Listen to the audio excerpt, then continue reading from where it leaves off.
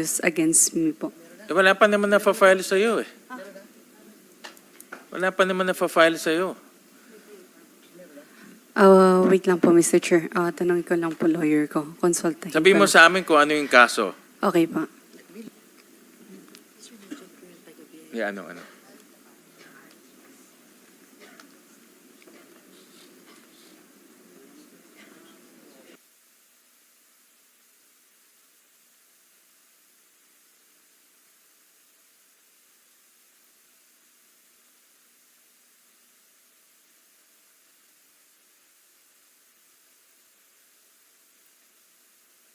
Lang yung tanong, nag-file ka ba ng tax return o hindi? Mr. Chair, meron na po akong parang tax audit po na letter na po. So, any na possible ko po sabihin dito, pwede po nilang gamitin. Well, ngayon, Dito dahil po. ini-invoke mo yan, papakita ko yung certification ng BIR na wala kang na-file na tax return. So, ang tanong namin ngayon, saan mo nakuha yung kapital para ilagay dito sa Whirlwind Corporation na bumili ng halos 10 hectares na lupa sa Porac, Pampanga, no, na nagkakahalaga ng 1.2 billion pesos.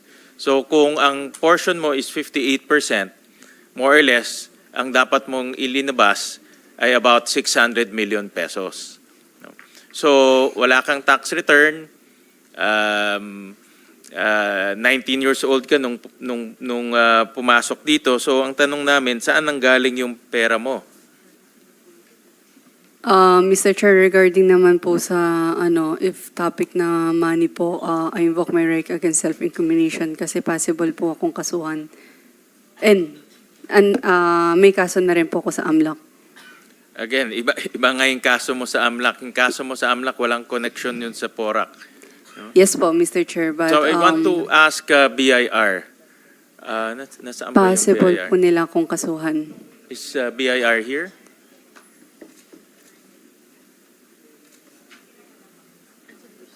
Senator Sherwin, nandito po yung BIR, hinahanap lang yung resource person. Okay. Sige, well, we're waiting for the BIR. Okay. Sir, please take a seat. Sige, tutuloy ko muna ma'am kay Cassandra. Paano ka nakapasok sa Whirlwind? Again, fact lang to. Walang connection sa tax evasion mo or ano. Paano ka nakapasok sa Whirlwind? Sa ninong ko po, Mr. Chair. Okay. Ito narinig ko sa House hearings, ito si Duan Ren Wu. Tama? Yes po, Mr. Chair. At ninong mo ito sa Binyag? Tama? Hindi ko Tama po ba? sure kung nandun yung name na. Ninong mo saan? Ninong-ninungan o ninong mo sa Binyag? Ang sabi ng mom ko is ninong ko po. Sa Binyag. Opo, yata. Tama o hindi? Hindi ko po sure, Mr. Chair. Okay, Ayun lang yung sabi ng mom ko. basta tawag mo lang ninong. Opo, way back nung pinakilala pa po sa akin, long time ago. Sino Ayun po. nagpakilala sa iyo kay Ma'am ko. Duan Ren? Si mama, Nung- mother mo ang yes, nagpakilala? yes, nung buhay Anong pa po relasyon yung ni ma'am. Duan Ren at your mother? Sabi nila, best friend daw po. Best friends sila? Opo. Saan sila nagkakilala? Alam mo ba? Sa China po. Sa China sila Yes po. nagkakilala. So nagkakilala sila sa China, naging best friend sila. Nung pumunta sila dito, kinuha siyang ninong mo? Bali po, ayun yung pagkasabi ng mom ko. Okay. At Opo. nung nandito na siya, siya yung naging dahilan kung bakit ka nakapasok sa Whirlwind Corporation. Siya na po yung tumayong parang parents ko na rin po. Parents mo na rin siya. Opo, pagpunta na ng Pilipinas po kasi kakaalis lang po ng mom ko. Ano? Magsalita ka ng malinaw kasi hindi na may marinig eh. No? Pakiulit nga yung sinabi mo ulit kanina.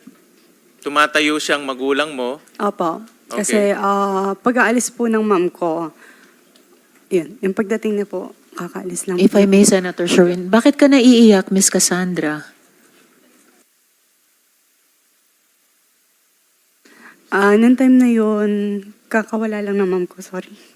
Nawala as in nag-disappear sila or namatay sila? Namatay mom ko. And then yun yung panahon na dumating si Duan Renwu. Senator Sherwin. Well,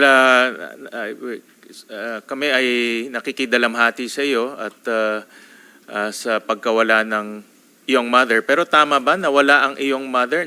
Namatay ang iyong mother? Yes po, Mr. Anong year yun? 2017, December. 2017. At dito naman pumasok dito naman dumating si Mr. Duan Ren. Doon mo siya nakilala. Okay. At tumayo siya parang magulang mo na ever since. At siya ang nagpasok Mr. sa iyo sa Whirlwind Corporation. No? Yes po, Mr. Chair. Okay. Senator Sherwin, so parang ibinilin ka ni mama mo sa ninong mo kay Duan Renwu? Miss Cassandra? Parang gano'n na nga po, Mr. Chair. Parang ganon. All right. Senator Sherwin.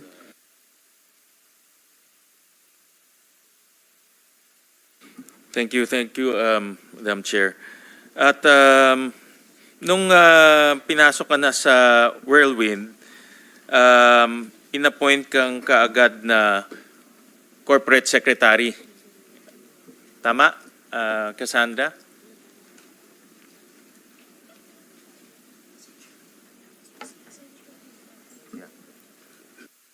Mr. Chair.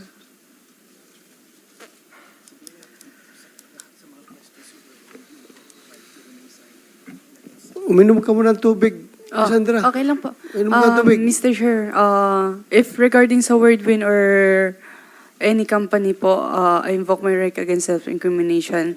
There's upcoming mga cases po na ipa-file nila sa akin, and again, maaari po silang lahat gamitin sa mga kaso po. Pasensya na po. Again, no, ito ay factual pa lang. Binanggit mo naman kanina kung ano yung trabaho mo as secretary, trabaho mo at treasurer. Gusto lang naman namin malaman detalye nitong mga trabahong to. So wala naman kaibahan, no? Wala pa naman kakaiba sa ginagawa mo noon at nung nasa Whirlwind Corporation ka. As treasurer, ano ang trabaho mo as treasurer? Kasi dual role ka eh. So basa ko dito, talagang pinagkakatiwalaan ka ni Mr. Duan Ren. No? Mr. Chair, regarding naman po sa treasurer, I'm sorry po ulit. I invoke my right Anong against... trabaho mo lang as treasurer? Kasi po, there's a money laundering case file. Hindi man po sa Whirlwind, pero meron pong case na final po ang money laundering.